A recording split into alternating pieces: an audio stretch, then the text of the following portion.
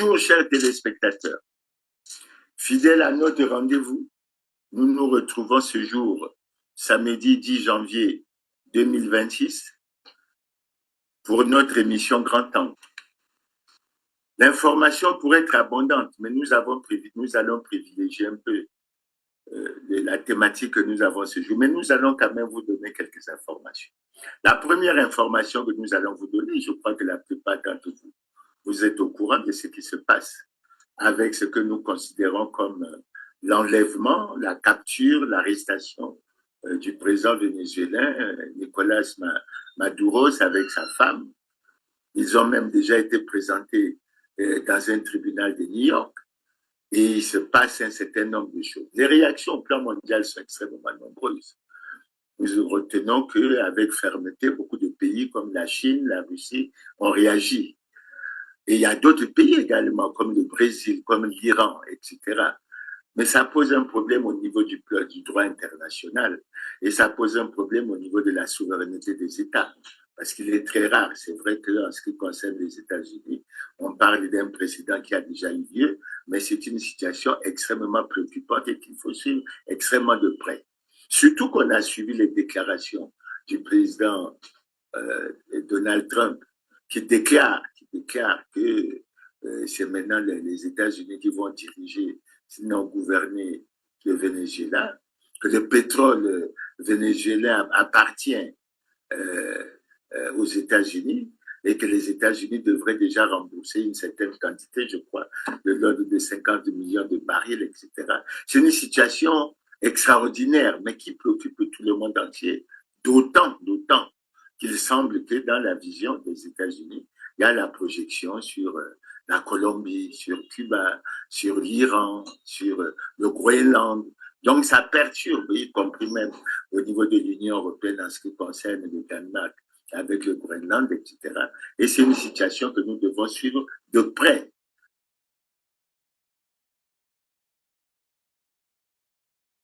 Nous devons la suivre de près à plusieurs égards.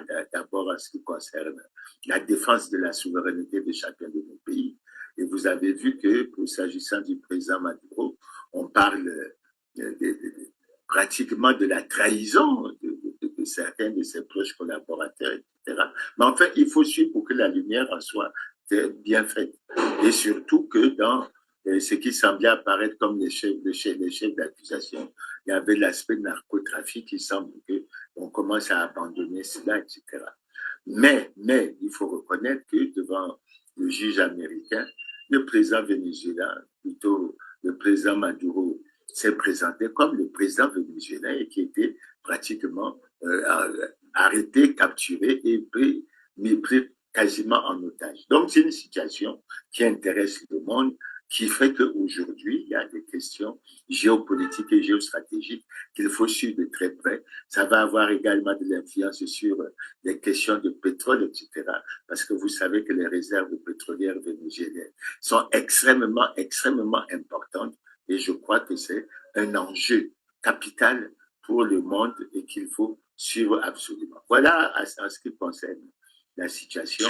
Mais nous, on peut dire en ce qui nous concerne que nous condamnons cette façon de faire. Nous condamnons cette façon de faire.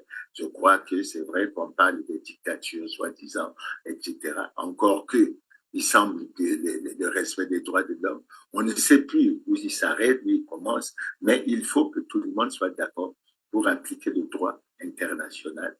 Et je crois que ça serait une très bonne chose.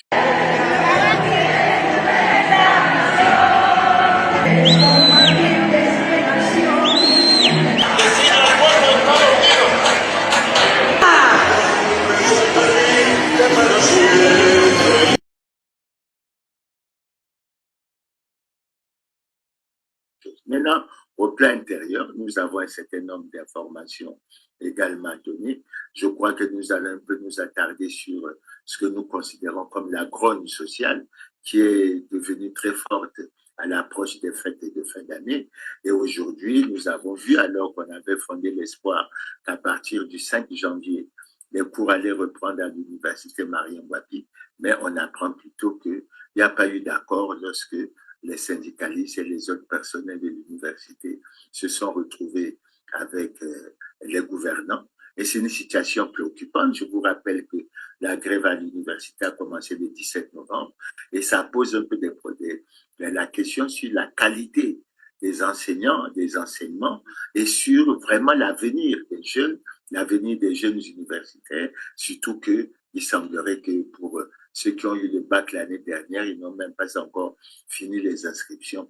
Mais il y a une question fondamentale qui se pose. Elle se pose autant qu'au niveau de notre pays, il semble que au niveau de l'université Denis Sassou Nguesso, visiblement, il n'y a pas de problème, il n'y a pas de grève. Il semble que tout est bien réglé, mais on se demande pourquoi il y a cette disparité dans la manière de traiter ces deux établissements.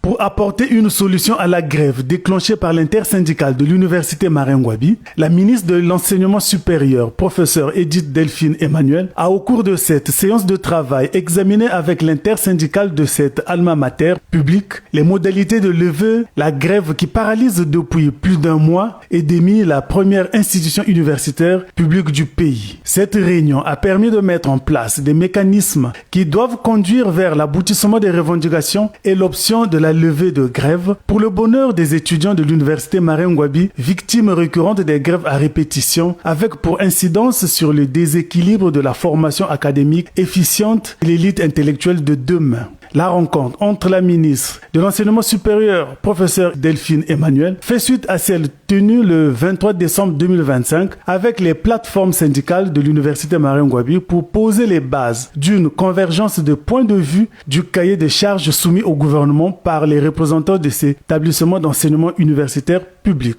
Depuis le déclenchement de la grève, les professeurs de l'université Marengwabi ont déjà perçu 3 mois de salaire sur l'ensemble de 5 qu'ils revendiquent. On devrait regarder, surtout qu'au niveau de l'université Marengwabi, le problème, en plus de tout ce qui se dit, le problème des enseignants vacataires se pose avec beaucoup d'acuité et il faut, à notre avis, que ce problème-là soit réglé. Donc, je crois qu'il faut que les gouvernants accordent une attention toute particulière à l'avenir et au devenir de l'université et puis à l'avenir de nos jeunes pour que nous avançons. Mais il n'y avait pas qu'à l'université, il y a beaucoup de mouvements, il y a beaucoup de grognes un peu partout. Nous rappelons qu'au niveau des personnels de la santé, aujourd'hui, les populations sont en train de payer parce que ne pouvant pas toujours être servis ou reçus au niveau des différents hôpitaux, tout le monde n'est pas en mesure d'aller dans les cliniques, etc., faute d'argent. Et je crois que c'est une grande préoccupation. Nouvelle année, des nouveaux défis se présentent au pays avec l'élection présidentielle de mars 2026.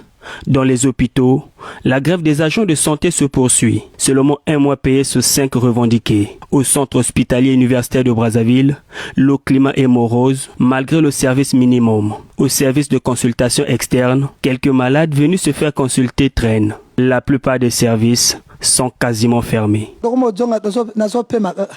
Je suis sur le point de rentrer car je suis ici depuis 6 heures pour espérer faire mon contrôle médical, mais nous n'avons aucun médecin, ils sont en grève. À la banque de sang, le service est animé normalement. Des donneurs venus en masse attendent de passer à tour de rôle. Les médecins sont là, mais personne n'ose se livrer à notre micro. Aux urgences, c'est un décès qui est enregistré après notre passage.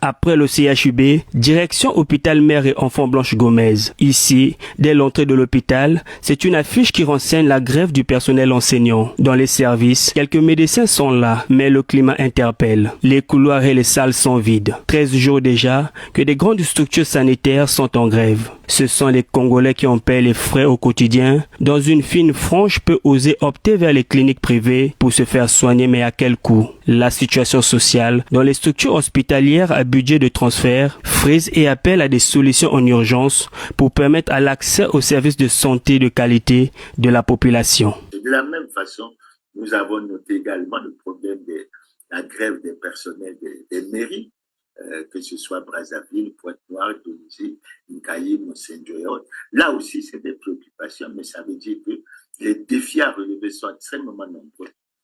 Les défis à relever sont extrêmement nombreux et le sentiment que nous avons, nous allons y revenir, c'est que le budget de 2026 n'a pas pris en compte ou n'a pas été capable de cerner tous ces problèmes pour y apporter des solutions adéquates. Mais vous le savez, et nous reviendrons toujours là-dessus, nous avons toujours ce problème où nous reprochons aux gouvernants de ne pas retenir dans les objectifs budgétaires pour la loi de finances la lutte contre la corruption, la réduction du train de vie de l'État.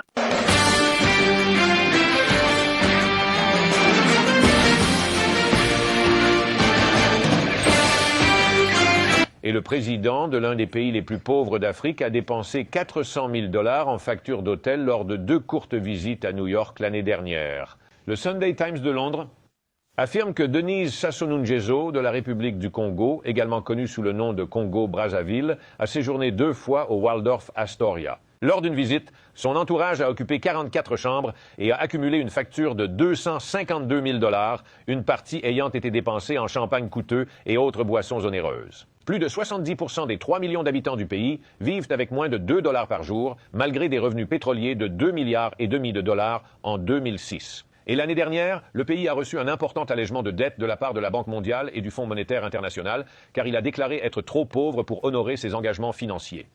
La réalisation d'un certain nombre d'audits. Donc, je crois qu'il y a un certain nombre de secteurs qu'il faut. Mais maintenant que tout le monde chante que le bilan est bon, mais le bilan est bon, mais le résultat, c'est que les Congolais sont dans la misère et dans la souffrance. Et je crois qu'il faut qu'on accorde une attention particulière à cela. Maintenant, le dernier aspect que je vais aborder, que nous allons suivre à titre indicatif, c'est celui de la situation des retraités. Et bon, évidemment, certains pourront dire que comme moi-même, j'en suis un, mais c'est une situation tout à fait normale, qui est particulière qu'il faut suivre, parce que vous savez que les retraités de la CREF, de la Caisse des retraites des fonctionnaires dans notre pays, ont 50 mois d'arriérés de pension. Ils ont le problème de l'harmonisation de la valeur du point d'indice à 300, parce que la plupart d'entre eux touchent leur pension depuis 2017 à la valeur du point d'indice 160, c'est-à-dire qu'ils touchent à peu près la moitié de leur pension. Ils ont le problème des arrérages, ils ont les problèmes des différentiels. Et je crois que dans le combat qu'ils menaient, lorsqu'ils avaient parlé des sit-ins devant la primature et devant les sièges des départements, en fait, ils espéraient obtenir qu'à partir de janvier, la pension soit payée de façon concomitante avec les salaires des fonctionnaires, que la valeur du point d'indice soit harmonisée à 300 pour tous les retraités et que le reste soit négocié. Mais visiblement, lorsqu'on a jeté un coup d'œil sur le budget 2026, je crois que la ligne cotisation sociale en faveur de la CREF n'est que de 66,4 milliards. Alors lorsqu'on nous dit que pour payer un mois de pension, il faut 13 milliards, ça veut dire que rien que pour ça, dans la situation actuelle, on a prévu de payer 5 mois. Et il faut que les retraités, que nous suivons cette affaire de près et que nous menons le combat de façon pacifique, que nous réclamons également, conformément aux droits qui nous sont autorisés par les lois et règlements de la République, notamment la Constitution, que nous battons pour obtenir ce que nous recherchons. Mais en tout cas, l'idéal pour moi, et je m'adresse là, je donne un signal aux syndicalistes, c'est d'obtenir que la pension soit payée de façon concomitante avec les salaires et ensuite qu'il y ait l'harmonisation. Assez souvent, on a dit, le président Mirassa, il revient sur les mêmes problèmes. Oui, on revient sur les mêmes problèmes parce qu'ils ne sont pas réglés.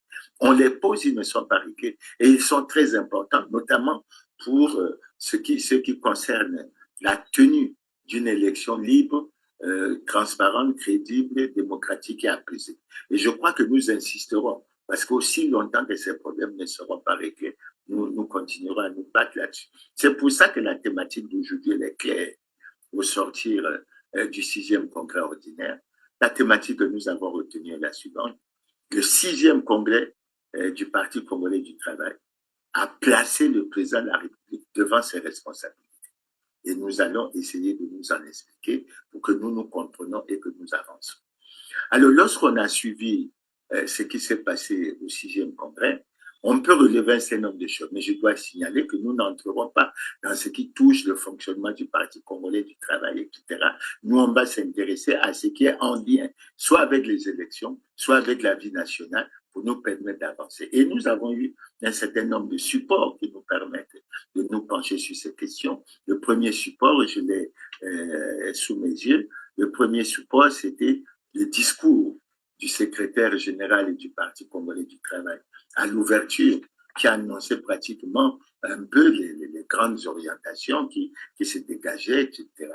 Maintenant, quand on parcourt un peu ce document, notre attention a été retenue sur un certain nombre d'aspects. Le premier aspect, c'est que dès l'entame de ce document, on parle du président Denis Sassou Nguesso comme président du comité central du Parti congolais du travail. Ça veut dire quoi?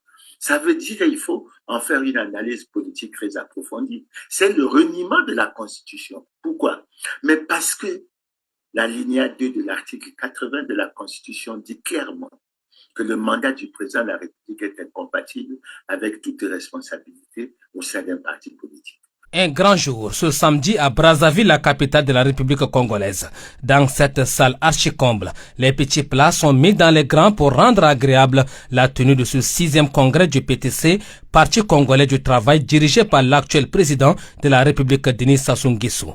Et quand le secrétaire général du PCT vient de dire, alors qu'il y a un débat qui est lancé depuis pratiquement 2020 sur cette situation qui est extrêmement préoccupante, mais ça veut dire que le Parti congolais du travail et son président estiment qu'ils n'ont pas à respecter les lois et règlements de la République, notamment la Constitution. Et ça, c'est extrêmement préoccupant, d'autant que nous savons quels sont les combats que nous avons menés en 2014 et 2015 sur ce problème de changement de Constitution, parce que nous nous étions prononcés sur le fait que nous disions non au changement de Constitution. Et on a fini par constater, après des analyses assez approfondies, que le changement de Constitution en 2015 s'est opéré en violation flagrante des lois et règlements de la République, notamment la Constitution du 20 janvier 2002 elle-même, mais ça s'est réalisé également en violation de l'acte constitutif de l'Union africaine. Ça s'est réalisé en violation de la Charte africaine de la démocratie, des élections et de la gouvernance. La gouvernance et la primauté du droit sont des locataires centraux du développement durable de l'Afrique. Avec les immenses défis souvent posés aux valeurs et principes démocratiques en Afrique, la nécessité d'un cadre normatif directeur se fait jour. La Charte africaine de la démocratie, élection et gouvernance (CEDEG) est un instrument juridique unique principalement axé sur la garantie, la promotion et la protection de la démocratie, de l'état de droit, des élections, de la gouvernance et des droits de l'homme, tout en favorisant un environnement propice à la paix et le développement socio-économique. Adopté par l'Union africaine en janvier 2007 et est entré en vigueur en février 2012 comme feuille de route pour encourager une meilleure gouvernance à travers le continent. CEDEG a été signé par 46 et ratifié par 34 États membres en mai 2021. En route, l'architecture de gouvernance africaine et le mécanisme africain d'examen par les personnes, les organes de rapport sur les progrès du traité au chef d'État. Quel est donc le but pratique de l'CEDEG? Eh bien, dans un exemple réel, la charte est tout à fait utile pour assurer une pratique démocratique durable et guider les pays qui traversent des transitions démocratiques difficiles pour revenir et négocier un retour à l'ordre constitutionnel pendant les périodes tendues ou litigieuses, établissant des normes internationales claires de bonne gouvernance et interdisant les changements inconstitutionnels du gouvernement. La revendication d'une démocratie transparente à travers le continent, associée au pluralisme politique, au respect des droits de l'homme, à la responsabilité officielle et à la participation populaire sont tous les piliers de l'CEDEG et contribueront à la réalisation des SDG 16 et de l'agenda 2063 Aspiration 3. Une Afrique de bonne gouvernance, la démocratie, le respect des droits de l'homme, la justice et la primauté du droit. La reconnaissance et l'adhésion à la charte est maintenant la responsabilité de tous les gouvernements. La société civile et chaque citoyen à travers le continent qui ont finalement la responsabilité de mise en œuvre et d'exécution afin de protéger tous nos droits démocratiques et de créer l'Afrique que nous voulons. Et nous-mêmes, nous sommes rendus compte parce que la motivation qu'on a fini par donner à ces changements de constitution, c'était qu'il fallait faire évoluer les institutions. Mais nous savons aujourd'hui qu'avec le livre écrit par Jean-Louis Debré, ancien président du Conseil constitutionnel de France, on s'est bien rendu compte qu'il a révélé qu'en fait, la démarche qui était menée du changement de constitution était plutôt basée sur le fait qu'on voulait coûte que coûte le maintien du président Sassou au pouvoir. Donc, il faut que ces choses-là soient clairement dites. Donc, aujourd'hui, nous faisons cette première remarque. Elle est fondamentale parce qu'elle pose la question qui doit respecter la Constitution. Mais l'article 50 est clair. Tous les citoyens congolais sont tenus, ont le devoir de respecter la Constitution et les lois et règlements de la République. Et ça, c'est un des premiers problèmes que nous posons, que nous avons posé, mais visiblement pour lesquels le Parti congolais du travail estime certainement qu'ils n'ont pas à se soumettre à la Constitution. Alors que doit-on faire dans ces cas? C'est ce que nous allons voir dans le corps du texte qui va venir. Maintenant, l'autre aspect qui nous a préoccupés au niveau du discours d'ouverture du congrès du secrétaire général du PCT, c'est la déclaration qu'elle a faite que nous n'approuvons pas du tout, qui a consisté à dire que le PCT a gagné toutes les élections entre 2020 et 2025. Parce que nous tenons d'abord à expliquer que toutes ces élections se sont passées dans l'irrespect total des lois et règlements de la République. Et de façon synthétique, on peut vous dire que et le Parti congolais du travail et le président de la République n'étaient pas en conformité et ne sont toujours pas en conformité avec la loi. C'est un élément qu'on ne peut pas sous-estimer. Maintenant, lorsqu'on évoque mais les conditions permissibles pour la tenue d'une élection libre, équitable et transparente n'ont jamais été réunies. S'agissant du cas, on peut rappeler que les concertations politiques qui ont eu lieu entre 2009 à Brazzaville et 2022 à Rwanda n'ont en rien amélioré la gouvernance électorale. Et les problèmes, ils sont pendants. Parce que les recommandations qui ont été faites ou prises à l'occasion de ces concertations, mais elles n'ont jamais été mises en application. Vous avez une des plus importantes que je peux évoquer, c'est la mise en place d'une commission nationale électorale véritablement indépendante. Pour la simple raison qu'une commission nationale électorale est dite véritablement indépendante lorsque la maîtrise totale du processus électoral, depuis les opérations préélectorales jusqu'à la proclamation des résultats. Ce n'est pas le cas aujourd'hui. Nous avons d'autres problèmes aussi sur lesquels nous pouvons revenir, mais c'est le problème de la maîtrise du corps électoral, de l'élaboration des listes électorales fiables, qui devait être réglé à partir de la recommandation faite en 2013 à Dolisie par l'établissement des cartes biométriques avec photo.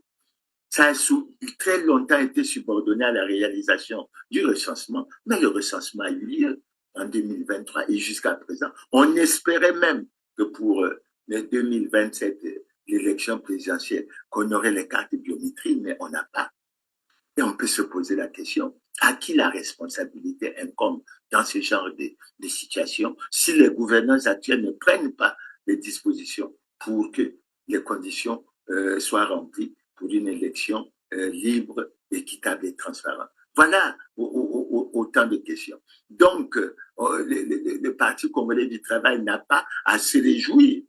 Et quand nous prenons la parenthèse, par exemple, de 2016, avec ce que le sort subi jusqu'à présent par Jean-Marie Michel Moukoko entré au Combisa, quand nous prenons l'élection de 2021 avec le décès le jour de l'élection de Guy Brice Parfait-Kolela, je crois que nous n'avons pas de raison de soutenir ce que le Parti congolais du travail s'est fait, d'autant que nous n'avons cessé de dire que depuis la sortie de la conférence nationale, la seule élection libre, démocratique, crédible, transparente et apaisée qui a eu lieu, c'est celle qui a été organisée en 1992 et qui a vu la victoire du professeur Pascal Lissouba. Donc voilà, sur ces aspects, mais on peut encore développer un certain nombre de choses.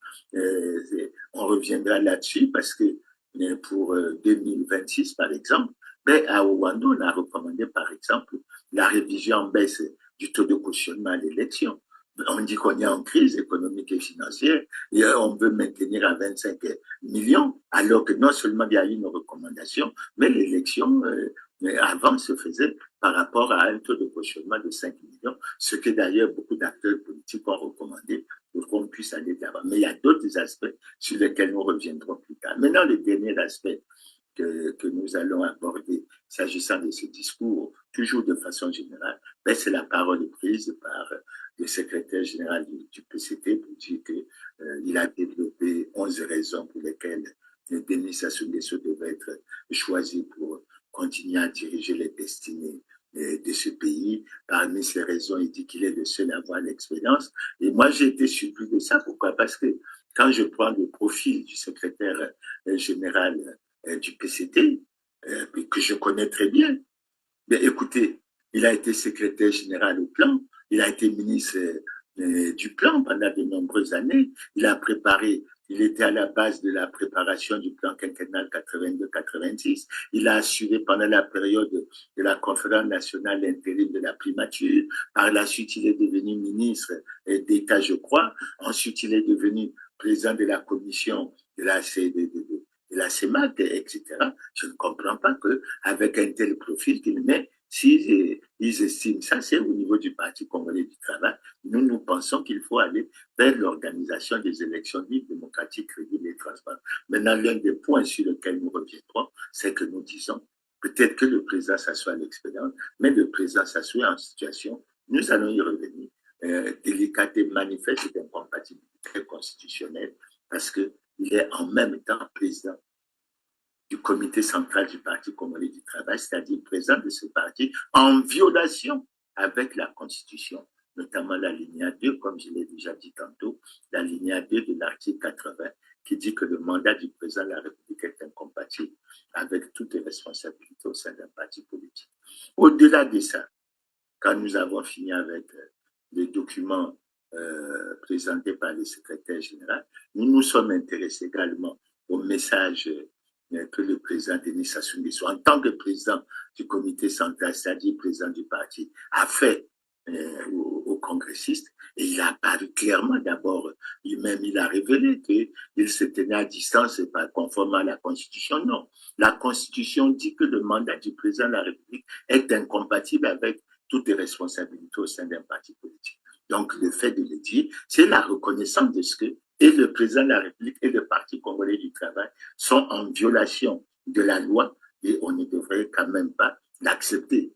Mais nous savons également que ce problème, il reste pratiquement pendant, puisque à la fin du congrès, on a suivi toutes les recommandations qui ont été faites, soi-disant, pour que celui qu'on appelle au sein du PCT, de très grands camarades, Denis Sassou Nguesso, président de la République, ben évidemment, il a été plébiscité pour être le candidat du Parti congolais du travail. Et ça, c'est une situation. Mais nous rappelons et nous disons, chaque fois nous le dirons, il est malgré tout président d'un parti, alors que la Constitution ne l'autorise pas. Donc, on ne devrait pas y aller. Donc, voilà un peu le rappel que nous voulions faire avant de rentrer dans le vif, ce que nous considérons comme le vif du sujet, c'est-à-dire le président de la République, le président Denis Sassou Nguesso, est en fait face à ses responsabilités. Le 6e congrès a fini par le placer en face de responsabilité. Mais toujours en termes de rappel par rapport à la situation du président Denis Sassou Nguesso en face de ses responsabilités, nous tenons à rappeler que l'opposant Denis Sassou Nguesso a déclaré en 1992 que cependant est vrai le fait que je n'accepterai pas que la Constitution soit violée. Et il a répété, j'insiste pour dire que lorsque la Constitution est violée, les démocrates ne doivent pas l'accepter. Et il a fini par dire, jamais, jamais, nous n'accepterons que soient organisées des élections hors la loi dans notre pays. Mais ce qui se prépare actuellement, c'est une élection hors la loi.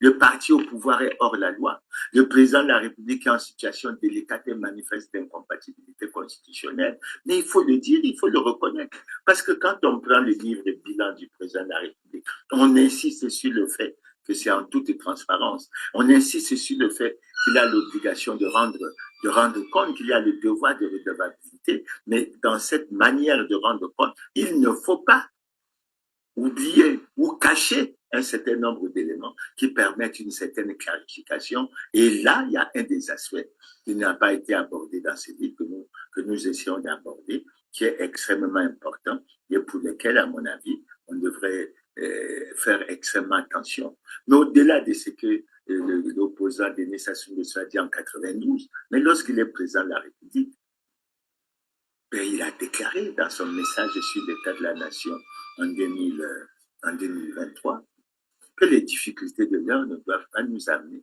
à emprunter des chemins hasardeux et dangereux de l'anticonstitutionnalité. Et c'est là que la responsabilité du président apparaît, ce n'est pas la seule fois. Pourquoi le Congo, pourquoi les gouvernants ont fini par plonger le Congo dans l'anticonstitutionnalité? Pourquoi ce reniement de la Constitution? Pourquoi la violation flagrante et permanente des lois et règlements de la République et surtout de la Constitution dans l'impunité totale? C'est une affaire, à mon avis, que nous devons regarder sérieusement, d'autant que lorsqu'on prend le projet de société du président de la République, mais on parle bien quand on veut avoir une attention particulière sur les fondements du vivre ensemble, mais on parle de ce qu'il faut restaurer l'autorité de l'État, que les lois et règlements de la République ne doivent pas être d'application à géométrie variable et que l'on doit prendre compte que tous ceux qui sont chargés de veiller à l'application des textes doivent le faire sous peine de sanctions. Alors, où sommes-nous? On est pratiquement dans un paradoxe où on dit une chose et on fait une autre. Je crois que c'est ça tout le sens. Et c'est là où nous revenons toujours à la question. À qui incombe cette responsabilité? À qui incombe cette responsabilité? Et je crois que nous allons voir dans le corps du texte que le président de la République a un rôle extrêmement important. Et c'est pour ça que maintenant, nous allons aborder notre aspect. C'est le serment prêté, le serment fait par le président de la République. Et il est bon de l'avoir suffisamment en tête, c'est pour ça que j'ai la Constitution. Et je vais me référer à l'article 77 de notre Constitution, qui est très clair là-dessus, parce que ça va nous permettre d'avancer et d'évoluer sur la question. Et ça va permettre justement de mettre en avant la responsabilité du président de la République sur la situation que notre pays connaît sur la plupart de ses problèmes. L'article 77 de la Constitution dit ceci. Lors de son entrée en fonction, le président de la République prête le serment suivant. Devant la nation et le peuple congolais, moi, nom de l'élu, président de la République, je jure solennellement de respecter et de faire respecter la Constitution et de défendre la nation et la forme républicaine de l'État, de remplir loyalement les hautes fonctions que la nation et le peuple m'ont confiées, de garantir la paix et la justice à tous, de préserver l'unité nationale, l'intégrité du territoire national, la souveraineté et l'indépendance. Le serment s'arrête là et le commentaire fait le suivant. Le serment est reçu par la Cour constitutionnelle en audience publique et solennelle en présence de l'Assemblée nationale, du Sénat et de la Cour suprême. Je note ce détail qui est extrêmement important parce que généralement, et nous allons y venir, s'agissant de l'obligation de déclaration de patrimoine, elle doit se faire justement au niveau de la prise de fonction, donc au moment où on prête serment. Et je crois que c'est l'un des détails sur lesquels nous allons revenir. Maintenant, quand je me réfère à ce que j'ai suivi au niveau de la prestation de serment du président ivoirien Alassane Ouattara, il y a un aspect qui m'a fortement touché, qui a retenu mon attention. C'est lorsque, pour terminer le serment, Le président Alassane Ouattara a dit ceci, et c'est une phrase très forte. Je crois que c'est un manquement grave à la Constitution congolaise, et il est bon que ça soit mentionné. Le président Alassane Ouattara a dit que le peuple me retire sa confiance et que je subisse la rigueur des lois si je ne respecte pas la Constitution, si je ne respecte pas mon serment. C'est un aspect extrêmement important parce que quand on parle du devoir de redevabilité, on parle de la sanction. C'est vrai que lorsqu'il y a des contre-pouvoirs, mais dans le cas du Congo, vous savez bien qu'il n'y a pas de contre-pouvoir et c'est véritablement triste. Et lorsqu'on constate, comme dans notre cas, que le président de la République ne respecte pas le serment qu'il a prêté, question, à qui incombe la responsabilité? Or, la Constitution, c'est l'acte juridique suprême d'un État. C'est clairement le texte suprême qui se trouve tout en haut de la hiérarchie des normes. Et d'ailleurs, l'ensemble des règles d'un État doivent lui être conformes. Que contient donc la Constitution? Dans une Constitution, on trouve principalement deux types de règles. On trouve tout d'abord les règles qui déterminent la forme de l'État, qui déterminent l'organisation des pouvoirs publics, qui déterminent les conditions d'exercice du pouvoir. Concrètement, la Constitution prévoit ainsi l'organisation politique, en quelque sorte, du pays. Elle précise aussi quel est le rôle et les missions de chacun des organes d'un État. Par exemple, c'est la Constitution qui précise que la France est une république laïque, indivisible, etc., qu'elle est dirigée par un président de la République élu pour 5 ans au suffrage universel direct.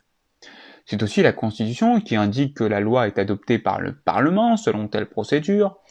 La Constitution nous informe de quoi est composé le Parlement, en l'occurrence de l'Assemblée nationale et du Sénat. Elle précise par exemple comment sont élus les députés et les sénateurs. Elle parle également des pouvoirs du Parlement, du Premier ministre, etc. En bref, la Constitution fixe les règles d'organisation du pouvoir dans un État. C'est donc le premier type de règles que l'on peut trouver dans une Constitution. Ensuite, le deuxième type de règles que l'on trouve dans une Constitution, ce sont les règles relatives à la protection des droits fondamentaux des individus. En France, c'est la Constitution du 4 octobre 1958 qui fixe les règles d'exercice du pouvoir sous la Ve République. Alors, cette Constitution de 1958 comporte un préambule, une sorte d'introduction, et 89 articles. Dans ces articles, on trouve toutes les règles sur l'organisation et le fonctionnement des pouvoirs publics. Les pouvoirs publics, qui c'est le président de la République, le Premier ministre, le Parlement, etc., le gouvernement, etc. Mais dans le texte même de la Constitution, on ne trouve pas de protection à proprement parler des droits fondamentaux. Et c'est la raison pour laquelle d'autres textes fondamentaux, qui protègent, eux, les droits fondamentaux, ont acquis une valeur constitutionnelle grâce à la jurisprudence du Conseil constitutionnel. C'est notamment le cas de la Déclaration des droits de l'homme et du citoyen de 1789, qui consacre certains droits fondamentaux comme la liberté d'expression, le droit de propriété, etc. C'est aussi le cas du préambule de la Constitution de 1946, qui a été intégré par le Conseil constitutionnel, le bloc de constitutionnalité, et donc ce préambule de 46, de la Constitution de 46, consacre certains droits sociaux, comme par exemple le droit de grève. Tout cela forme ainsi ce que l'on appelle le bloc de constitutionnalité. Et pour assurer le respect donc de la Constitution, de ce bloc de constitutionnalité, un contrôle est effectué par un organe particulier, le Conseil constitutionnel. Et ce contrôle est appelé donc assez facilement, assez simplement, le contrôle de constitutionnalité. Que font les institutions pour lesquelles on nous dit régulièrement qu'il y a le fonctionnement régulier des institutions, des pouvoirs publics, etc. Nous avons un véritable problème. Le problème, c'est véritablement la transparence. Il faut que les choses soient transparentes et que nous agissons sans complaisance. Parce que ce n'est pas toujours la peine de rechercher, sinon de faire le culte de la personnalité, mais il faut que nous ayons un moment où on s'arrête pour avancer et pour dire un certain nombre de choses. Maintenant, après ce que j'ai dit, l'autre aspect que nous pouvons aborder, c'est l'aspect de l'application de la loi sur les partis. Ça fait beaucoup de problèmes. Pourquoi? Parce qu'on a tendance à voir que les gouverneurs actuels veulent souvent prendre des mesures pour se baser sur la loi relative aux partis politiques, la loi 20-2017 du 12 mai 2017, pour exclure de la vie et de l'animation politique un certain nombre d'acteurs et de partis politiques. Et ça, nous le regrettons sincèrement, surtout lorsque les gouvernants savent qu'eux-mêmes, ils ne sont pas en conformité avec la loi. Et je crois que c'est quelque chose de triste qu'il faut relever dans notre vie. Maintenant, quand on regarde l'application de la loi sur les partis, au cours des nombreuses concertations, on a revendiqué qu'il fallait l'appliquer avec rigueur, qu'il fallait, etc., que pour avoir les récépissés, il fallait qu'on se soit rendu compte. C'est bien. Mais quand on relit sur cette loi, il y a 2 articles qui attirent l'attention. Le premier article de cette loi, c'est l'article 11, qui dit en fait dans l'esprit que les partis ont le devoir d'avoir des membres et des sièges dans chaque département. Mais il y a un article encore plus fort, c'est l'article 26, qui dit clairement que les partis ont le devoir de se conformer à la Constitution. Maintenant, par rapport à l'obligation de déclaration de patrimoine qui est liée à l'article 26, je peux vous dire que la quasi-totalité ne sont pas en conformité avec la loi. Et je crois que nous avons au niveau de la loi un problème en termes d'interprétation de la loi. Parce que lorsque je vois les gouverneurs actuels à travers les fameux livres bilans dire que la déclaration de patrimoine est effective depuis 2021, je dis c'est faux. C'est faux. Parce que ce qui s'est fait en 2021 ne s'est pas fait conformément à la Constitution. Et moi, j'ai introduit un recours et je considère que la Cour constitutionnelle m'a donné raison. Et puis, deuxièmement, il y a un problème d'interprétation. Quand je vous prends un exemple, parce que en termes de droit, je ne suis pas juriste, mais je m'efforce un peu à suivre ces problèmes. Je prends le cas du Premier ministre Anatole Poligny-Makosso.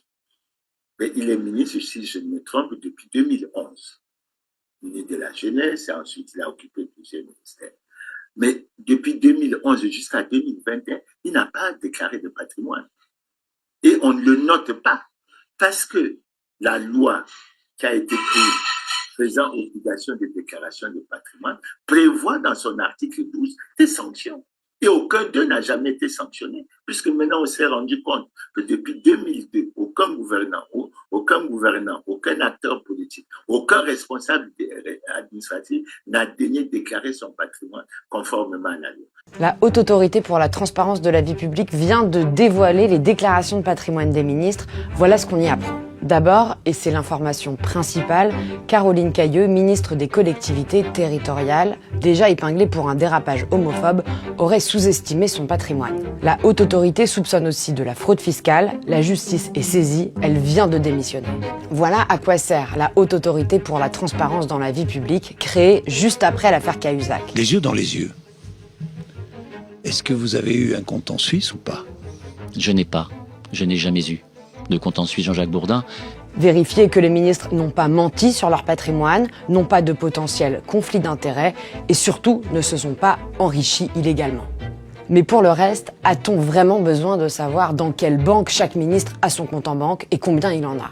On apprend par exemple que les ministres Gérald Darmanin, Marlène Schiappa ou Sébastien Lecornu sont à découvert, ou que l'un des plus riches du gouvernement, Éric Dupond-Moretti, possède 2 montres de luxe dont une Rolex, une voiture Bentley et un bateau.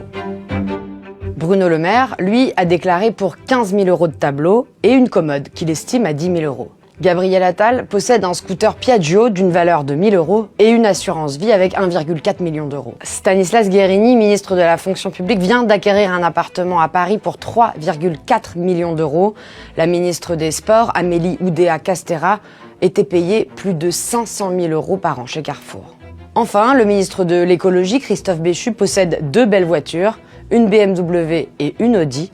Mais il n'y a pas eu de sanctions. Et c'est justement ça qui fait apparaître le paradoxe entre le discours que nous tenons en disant que les institutions fonctionnent bien et la réalité des choses où on constate ce genre de situation qui n'est pas de nature à favoriser les choses. Parce que quand vous prenez le programme d'action gouvernementale d'Anatole Poligny-Makosso, s'agissant de l'obligation de déclaration de patrimoine, on relève là-dedans d'abord que c'est une disposition constitutionnel, ce qui est extrêmement important. Mais ensuite, on ajoute, plus qu'un devoir de transparence, il s'agit d'une preuve de bonne gouvernance, de lutte contre la corruption et l'enrichissement illicite. Mais comment ça se fait que dans un pays qui, soi-disant, exécute un projet qui se dénomme Ensemble poursuivant la marche entendue, marche vers le développement, on peut être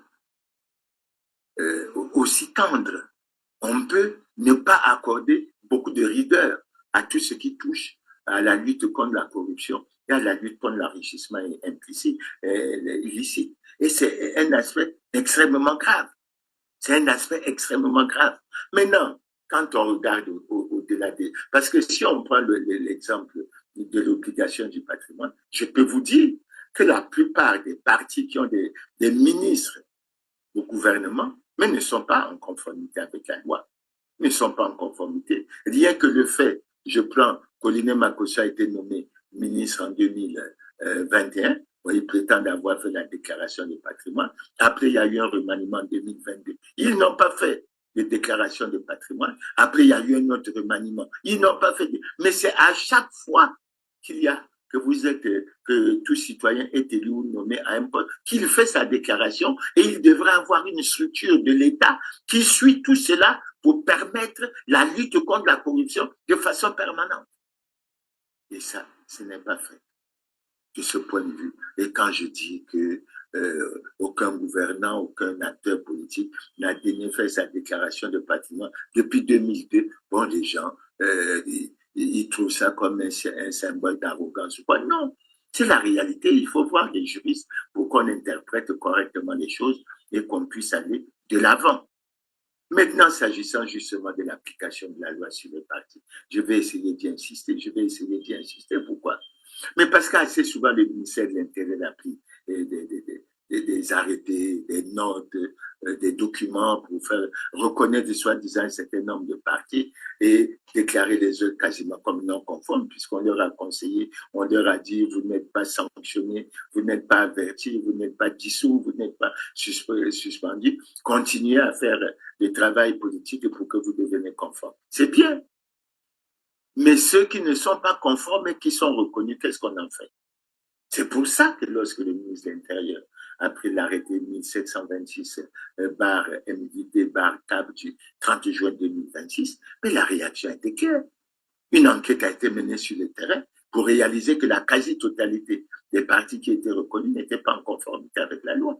Puisqu'on peut ne pas se gêner de dire que le Parti congolais du travail n'est pas en conformité avec la loi, que le président de la République n'est pas en conformité avec la loi. Ce n'est pas un procès d'intention, c'est le constat sur la base des lois qui ont été adoptées par la plupart des membres du Parti congolais du travail, puisque ce sont eux qui sont majoritaires dans ces structures. Et la démonstration peut être faite. Donc, quand nous disons que tel parti, telle structure n'est pas en conformité avec la loi, c'est pas un hasard. Maintenant, pourquoi ça pose des problèmes, notamment au président de la République? Mais parce que c'est l'application de la loi qu'ils ont eux-mêmes adoptée qui pose problème. Pourquoi? Parce que ces partis, pour la plupart, ayant violé la Constitution, devraient être frappés par l'article 31 de la loi 20-2017, du 12 mai 2017, qui dit clairement qu'en cas de violation des lois en vigueur par tout parti ou groupement politique, ou de troubles à l'ordre public, le ministre chargé de l'administration du territoire suspend le parti concerné et procède à la fermeture provisoire de ces locaux. Les choses sont claires. Question maintenant. Pourquoi le Parti congolais du travail n'est pas sanctionné? Puisque je vous ai donné la démonstration qu'il a, non seulement qu'il a violé la loi depuis 2002, mais en allant au congrès de 2026, ils ont bien confirmé qu'ils étaient bien dans cet état d'esprit de violation des lois et qu'ils entendent continuer, certainement dans l'impunité, estimant qu'ils sont certainement au-dessus de la loi et que personne ne les punirait. On fait comment? Maintenant, si le ministre chargé de l'administration du territoire ne punit pas, Mais le président de la République qui a prêté le serment que j'ai lu tout à l'heure, de respecter et de faire respecter la Constitution, qu'est-ce qu'il devrait faire? Mais il devrait faire respecter la Constitution. Mais pourquoi ce n'est pas fait? À un premier niveau, on peut penser que le ministre chargé de l'administration du territoire ne le fait pas parce qu'il est membre du bureau politique du Parti congolais du travail. Mais à un certain niveau, on peut dire que le président de la République ne le fait pas parce qu'il est président du Parti congolais du travail. Mais est-ce que c'est normal? Et à ce niveau, on veut sanctionner un certain nombre d'acteurs politiques qui n'ont pas fait allégeance en violant l'article 15 de la Constitution qui dit que tous les citoyens congolais sont égaux devant la loi. Et on doit la protection de l'État, que nul ne peut être favorisé ou désavantagé par rapport à son origine familiale, ethnique, par rapport à sa condition sociale, par rapport à ses convictions politiques, religieuses, philosophiques et autres. Vous voyez bien la situation dans la... Maintenant, la question qu'on pose, à qui incombe la responsabilité à ce niveau? Où sont les contre-pouvoirs? Et on a fini par baigner. Au fur et à mesure qu'on va avancer, on va faire apparaître cela. On a fini par baigner tout le pays et toute la gouvernance dans l'anticonstitutionnalité. Et quand on vient, on dit que le bilan est largement positif, c'est positif à 100%, il faut qu'on reconduise. Mais quand vous avez violé la loi, mais c'est supposé même que vous ayez été très brillant dans votre travail, n'importe où. Mais si vous commettez un crime, on ne va pas dire que vous allez être excusé du crime parce que vous êtes brillant, etc. Vous devez répondre du crime et vous devez vous conformer aux lois et règlements de la République. Et c'est un fait normal, patent, qu'il faut essayer de respecter. Maintenant, l'autre aspect que je vais essayer d'évoquer puisque là, on constate qu'il y a de la part des gouvernants le refus catégorique d'appliquer les lois et règlements de la République, soit à leur parti, soit à leurs partisans.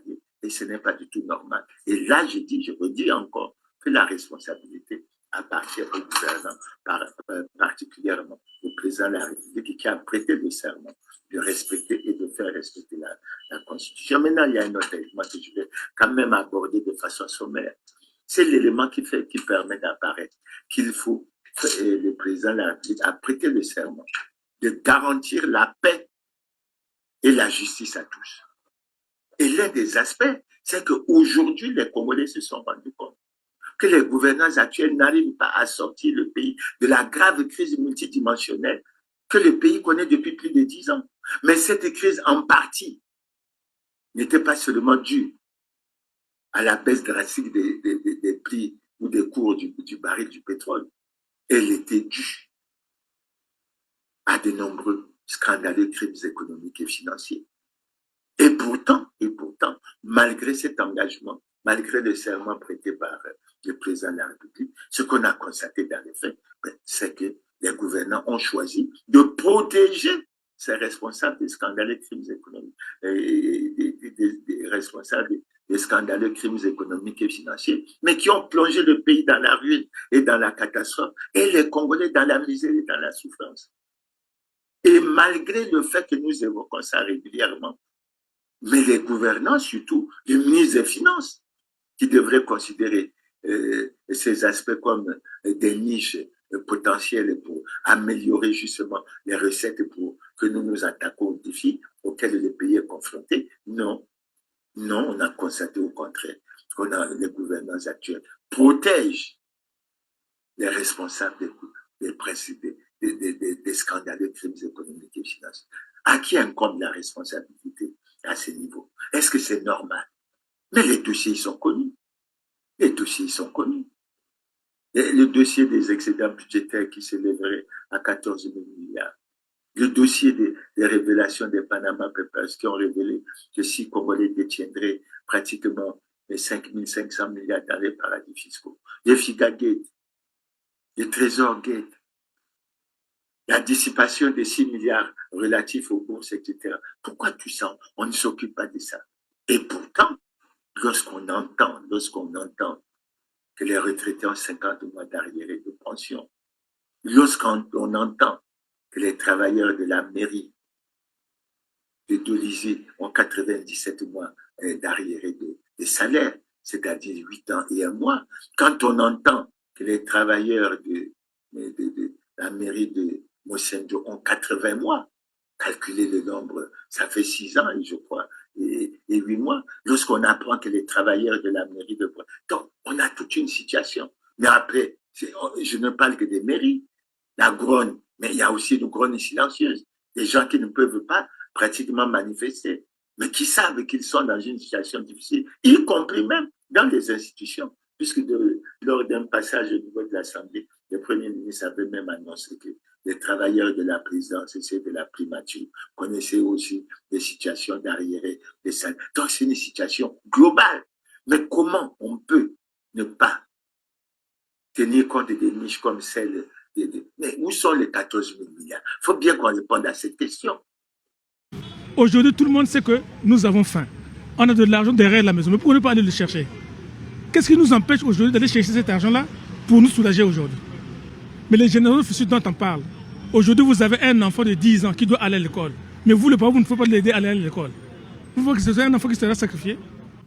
Que oui, au début des années 2010, l'État congolais a créé à la Banque centrale un compte pour les générations futures, un compte de réserve pour les générations futures, qui a été principalement alimenté par les excédents que nous avions enregistrés dans l'exécution des lois de finances, précisément du budget de l'État, pour utiliser un terme connu de tous. Et là, le président de la République avait fait le 12 août 2006 ce discours devant le Parlement réuni en congrès, c'est-à-dire devant l'ensemble des députés et devant l'ensemble des sénateurs. Où en sommes-nous? On a même parlé un moment de cet argent comme étant l'argent des générations futures. Mais qu'est-ce qu'on fait? Qu'est-ce qu'on fait? Alors, je crois que là, il y a véritablement un problème. Et c'est là encore où nous disons, à qui incombe la responsabilité? Il faut que les Congolais répondent à la question. À qui incombe la responsabilité? Et on devrait pouvoir avancer. Je vais passer à un autre argument. C'est le refus d'organiser le dialogue, un dialogue national inclusif. Les voix se sont élevées.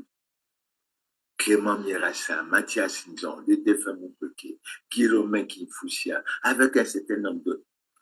Dès octobre 2012, nous avons adressé une lettre ouverte au président de la République pour lui faire porter à sa connaissance que le Congo traversait une grave crise multidimensionnelle, qu'elle était politique, qu'elle était institutionnelle, qu'elle était économique et financière, qu'elle était sociale, qu'elle était morale. Et nous proposions au président de la République de tout mettre en œuvre pour convoquer les États généraux de la nation pour qu'on trouve les moyens de nous en sortir. Et 2012, nous l'avons fait pratiquement 2 ans après le point d'atteinte du point d'achèvement de l'initiative du pays pauvre très endetté, qui avait permis la réduction drastique de notre dette, puisqu'elle avait été ramenée pratiquement à 1565 milliards de francs CFA, à peu près 25,7% du produit intérieur brut. À l'époque, on a entendu dire, nous avions tellement d'argent. Souvenez-vous que c'est quelques d'années après qu'on a déclaré que le Congo avait le budget le plus élevé des pays de la zone franc hors la France. Aujourd'hui, nous sommes à quel niveau? Le Burkina Faso, qui à l'époque avait un budget de 891 milliards, a aujourd'hui un budget qui dépasse les 3400 milliards. Et nous, on est pratiquement à 2550 milliards. Il y a quelque chose qui ne va pas. Il y a quelque chose qui ne va pas. Et quand on dit qu'il faut qu'on organise un dialogue national inclusif, d'autant que les articles 227 et 228 de la Constitution ont institué un Conseil national, organe de concertation, d'apaisement, de recherche de consensus entre les forces vives de la nation. On ne comprend pas cette violation grave au regard de la situation que nous vivons, de la Constitution. Et figurez-vous que depuis 2015, ça fait pratiquement 11 ans, Ce conseil n'a jamais été formellement mis en place. Il ne s'est jamais réuni. Comment on peut apprécier cette situation? Comment on peut apprécier les responsabilités de ce genre de situation? Et le Congo continue à ancrer. Au-delà des discours lénifiants qui sont faits, le Congo est véritablement ancré et les Congolais se rendent compte que le pays va mal et très mal. Pourquoi on n'organise pas des dialogues? Alors, on aurait pu avoir des dialogues par ces textes, mais on aurait pu avoir des dialogues par l'application de la loi. Comment? Mais si le ministre de l'administration du territoire suspend le PCT pour la violation des lois et règlements en vigueur, du coup, le Sénat tombe, l'Assemblée nationale tombe, et nous sommes obligés, le Congo est obligé de se retrouver et de se pencher sur l'avenir de notre pays. Pourquoi on ne le fait pas? On ne respecte pas la loi dans tous les sens, on viole la Constitution et on est dans une autosatisfaction en essayant de présenter un bilan où on maquille et où on cache un certain nombre d'aspects, etc., pour dire non, tout va bien dans le meilleur des mois, continuons. Mais vous croyez que dans les pays où il y a eu alternance démocratique, comme aux États-Unis, tout ça, c'est parce que ces présidents avaient mal travaillé? Non. C'est parce qu'ils sont respectueux de la loi. Ils considèrent que la constitution d'un pays est un texte sacré que chacun devrait respecter et que personne ne devrait violer. Maintenant, au-delà de ça, je vais aborder le dernier point de cette kyrielle de situation qui nous permet de poser un certain nombre de questions. C'est la non-mise en place des conditions permissibles pour la tenue d'une élection libre, transparente, démocratique, crédible et apaisée. On en parle depuis. Mais il y a d'abord un premier commentaire que l'on peut faire. Le président de la République est président du Parti congolais du travail. Il est déjà partisan, même si on dit qu'il ne peut pas prendre part au congrès du parti parce que c'est une attitude partisane. Mais en acceptant d'être président du Parti congolais du travail, c'est une attitude partisane. Il est partisan. Peut-il organiser, oui ou non, une élection libre, démocratique, transparente, crédible et apaisée? La réponse est non. La réponse est non. Surtout qu'en plus, on se trouve dans un pays qui, au plan mondial, par rapport à l'indice de démocratie, est classé parmi les pays à régime autoritaire, c'est-à-dire une dictature. Mais les statistiques sont des bons outils d'aide à la décision. Référons-nous parfois à ces statistiques. Donc déjà, par la position de principe du président de la République, on ne peut pas aller à une élection libre, démocratique, transparente et crédible. Maintenant, quand on regarde les autres aspects, j'ai essayé de les évoquer quand j'ai évoqué l'aspect du secrétaire général qui a fait son message. Mais nous pouvons continuer à regarder là-dessus. Je vais peut-être me répéter, mais je dis que les concertations nationales qui ont été organisées entre 2009 à Brazzaville et 2022 à Ouando n'ont en rien amélioré la gouvernance électorale. Mais la preuve, notre commission nationale électorale n'est pas indépendante. Et tout le monde le sait. C'est pas parce qu'on a écrit dans les textes que au sens du Congo, on a dit au sens du Congo. Non, c'est pas au sens du Congo. C'est au sens des standards internationaux. Et par rapport à ça, je conseille au gouvernement de se référer soit à la déclaration de Bamako de novembre 2000, soit à la charte africaine de la démocratie, des élections et de la gouvernance. Et c'est triste pour notre pays que l'on puisse avancer à la face du monde et que notre commission indépendante, elle ne l'est pas. L'autre aspect qu'on devrait aborder, mais c'est l'aspect de la maîtrise du corps électoral, de l'élaboration des listes électorales fiables. Et ça, en 2013 à 2017, il avait été évoqué l'aspect de l'établissement des cartes biométriques avec photo. Aspect, semble-t-il, qui était sous-tendu par la réalisation du recensement général de la population et de l'habitat. En 2023, nous en avons eu les résultats. En 2022, lors de la concertation de Ouando, il a été dit que pour les élections locales, législatives et locales qui arrivaient, on ne pouvait pas appliquer la biométrie. Mais on a pris des engagements pour dire que pour l'élection présidentielle de 2026, on appliquera la biométrie. Pourquoi on n'applique pas la biométrie? Et pourquoi le ministre de l'Intérieur a eu des échanges avec les chefs des groupements politiques et tout ça pour aller à la refonte de la loi électorale. Et la promesse qu'il avait faite de la tenue ou de l'imminence de la tenue d'une concertation nationale qui devait se pencher sur d'abord l'aspect de la refonte de la loi et l'aspect de la biométrie. On en parlait.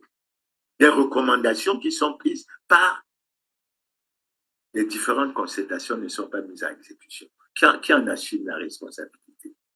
Qui en assume la responsabilité? Il y a même une qui choque. Elle a été prise en 2011 à Évaux. L'inscription par le gouvernement dans un timing précis des opérations préélectorales et électorales pour éviter la précipitation. Pourquoi on est dans la précipitation maintenant? Tout le monde s'interroge. Le président sera-t-il candidat? Et comment ça se fait? Etc. Pourquoi? Mais parce qu'il n'y a pas de timing. Mais pourquoi on n'a pas voulu faire le timing? Mais au-delà de ça, j'ajoute un certain nombre d'autres éléments. Mais il y a un texte de loi qui doit être pris pour plafonner les dépenses des campagnes électorales. Depuis plusieurs concertations, on en parle. Pourquoi on ne veut pas le prendre? Pourquoi on ne veut pas le prendre? On ne peut pas trouver des juristes congolais pour les faire asseoir et faire en sorte que, mais pour les changer la constitution, on a bien trouvé la formule en 2015 pour qu'il y ait des juristes qui seraient ça. Et ça, on ne va pas. Mais il y a d'autres aspects. Quand on a parlé de la refonte de la loi électorale, mais ceux qui ont pu lire le projet, non, on ne parle pas du tout de la révision en baisse du taux de cautionnement. On dit qu'on est en crise. Alors on est en crise. Il y en a qui se sont terriblement enrichis sur le dos de l'État, qui peuvent être candidats. Et il y en a d'autres qu'on veut déjà bloquer par là pour qu'ils ne soient pas candidats. Alors que le principe de la révision en baisse a déjà été retenu. Et les voix se sont élevées pour dire que pour l'élection présidentielle, il faut ramener ce taux de cautionnement à 5 millions. Il y a aussi la question du vote de la force publique qui pose problème. Alors, il y a un certain nombre de problèmes comme ça pour dire que les gouvernants ne veulent pas prendre des dispositions pour que les conditions permissives pour la tenue d'une élection libre, démocratique, transparente et crédible soient apaisées. Donc, vous voyez bien. Et la question in fine, qu'on finit par se poser, à qui incombe cette responsabilité? À qui incombe cette... On dirait de façon générale les gouvernants, mais de façon précise. C'est le président de la République qui a prêté le serment avec tous les alinéas qui sont mentionnés. Et je pense qu'à ce niveau, on devrait pouvoir avancer. Donc voilà, chers téléspectateurs, nous avons voulu, à travers cette émission, faire apparaître clairement que, en désignant celui qu'ils appellent le très grand camarade, le président Denis Sassou Nguesso, en le reconduisant plutôt comme président du comité central du Parti congolais du travail, c'est-à-dire président du Parti congolais du travail. C'est une situation grave de reniement de notre constitution, parce que notre constitution là-dessus est claire. Le mandat du président de la République est incompatible avec toutes les responsabilités au sein d'un parti politique. On peut dire beaucoup de choses. J'ai le message du président, du secrétaire général et le message du président de la République sous mes yeux. Mais lorsqu'on lit ces documents, on se rend bien compte que le président joue le rôle qui lui revient, particulièrement celui de donner des orientations et de faire un certain nombre de choses. Et les choses sont clairement dites. Et je crois que c'est ça, à un niveau qui pose un certain nombre de problèmes. Mais nous ne manquerons pas de faire que le faisant. Nous n'avons aucune gêne, nous n'avons aucune honte à le dire haut et fort. Le Parti congolais du travail et le président de la République ne sont pas en conformité avec la loi. Et nous nous retrouvons justement devant la responsabilité du président de la République. Pourquoi? Mais parce que nous avons un parti qui n'est pas en conformité avec la loi, qui devrait être sanctionné par la loi. Et c'est ce parti qui se retrouve pour dire que le président Denis Sassou Nguesso, qui n'est pas en conformité avec la loi, qui est en situation délicate et manifeste d'incompatibilité constitutionnelle, est leur candidat pour l'élection présidentielle. Faisant apparaître clairement que nous avons choisi la voie hasardeuse et dangereuse de l'anticonstitutionnalité. Que visons-nous clairement? Que visons-nous? J'entends à plusieurs occasions, que ce soit lors de la prestation de serment au corps diplomatique ou bien lors de la cérémonie des vœux avec les corps constitués congolais. Mais j'ai suivi que le président a largement insisté sur la paix. Et c'est là où il y a un problème qui se pose. Est-ce qu'on peut parler de paix et ne pas respecter les lois et règlements de la République? On recherche quoi? Que les Congolais soient silencieux, que ce problème-là ne soit pas posé, alors que ça traduit clairement ce qui se passe au Congo. Avec le fait qu'on répète assez souvent qu'on va à une élection présidentielle, il s'agit en fait d'une notion de le droit de la force sur la force du droit. Ce qui ne signifie rien d'autre qu'un passage en force, c'est-à-dire un hold-up électoral. Et j'ai dit déjà à une occasion, prenez l'exemple, en mars 2026, le président Sassou Nguesso, il doit prêter serment. Mais le président qui est élu est en même temps président du Parti congolais du travail. C'est-à-dire qu'il est déjà en situation de violation de la Constitution. Bon, il n'a jamais déclaré de patrimoine. Il va venir prêter serment. Donc, il prêtera serment en tant que président du Parti congolais du travail, qui n'est pas en conformité avec la loi. Mais écoutez, regardons quand même les choses de près. Regardons les choses de près. J'ai suivi le président devant l'école constituée parler de la Bible, parler du Coran, mais appliquons ce que nous disons, ce qu'on nous dit à travers les homélies, ce qu'on nous dit à travers un certain nombre de rencontres religieuses, etc. Appliquons-les. Sinon, comment on fait? Sinon, comment on fait? Et là, c'est pour ça que nous avons choisi avoir ce thème. Mais on fait la démonstration claire que le président de la République a violé les serments qu'il a prêtés, de respecter et de faire respecter la Constitution, de garantir la paix et la justice à tous. Et on peut, et comme ça, épiloguer. Alors, que faisons-nous? Que faisons-nous? Bon, j'ai entendu une fois le président de l'Assemblée dire « Sommes tous les présidents de la République, Denis Sassou Nguesso étaient déjà élus, parce qu'il semble que c'est toutes les voix au Congo, etc. » Mais moi, j'ai un bémol, je dis. Le président de la République n'est pas en conformité avec la loi. Le président de la République a violé les serments qu'il a prêtés. Et je suis très heureux de découvrir que dans des pays comme la Côte d'Ivoire, il a été dit de façon explicite. Et si le président trahit le serment qu'il a prêté, il perd la confiance du peuple. Il perd la confiance du peuple. Et il doit subir la rigueur de la loi. Pourquoi cette complaisance au Congo? Et lorsque nous parlons de rigueur, il faut qu'à ce niveau, il y ait la notion de l'exemplarité. Sinon, on n'avancera pas. Sinon, on n'avancera pas.